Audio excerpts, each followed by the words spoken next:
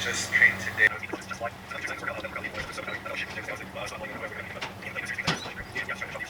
Sprinkled donut crunch, yogurt, banana, apple. Let's see how it comes out. Through these Dan and Lighten fits, macros are amazing on these. 2 blueberries inside of the cereal, so we mix that together. We got the banana right here, big banana as you see, 171 grams. Apple right there, it is apple season.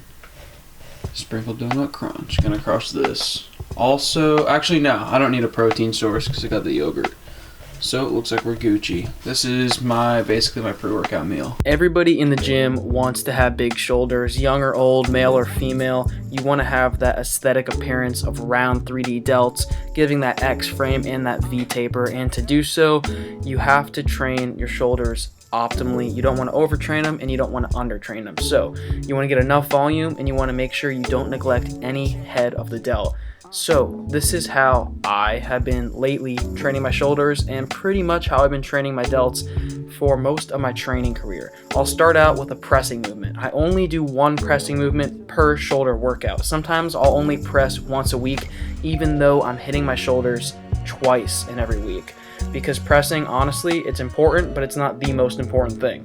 I've been sticking with the barbell press because it's targeting my anterior deltoid, and what that is the front portion of your shoulder. It's the front head.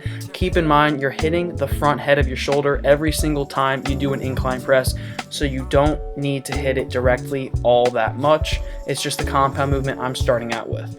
I want to emphasize this next movement a lot more because in this, we're hitting the rear delt. This is probably the most neglected part of the shoulder, and it's ironic because it's also the part of the shoulder that's going to give that 3D look and that roundness that everybody really wants. Now, you can do this on the incline bench, and you can also do it standing up. However, I prefer to do it on the incline bench just because it takes out body English. You can focus on the contraction more. It takes out all the momentum, and I just tend to feel it a little better. Keep in mind, you can do the reverse pec deck to substitute this if it feels better for you.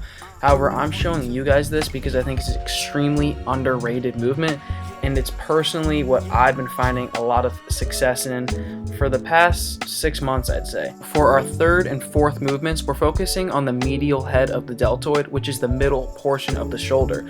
This is the portion of the shoulder that you see dramatically developed in a lot of the golden era classic age physiques, and it's also the part of the shoulder that really gives that wide illusion, especially from the front, and exaggerates the V taper. These lateral raises, we're going heavy, as you see, 40 pounds, and we're keeping the reps a tad lower, 8 to 12, for a total of 3 sets. Getting extra overload, using a little bit of body English, but not swaying to the point where we're cheating so much that we're taking tension off the shoulders, just cheating enough to keep tension on and overload to a larger extent.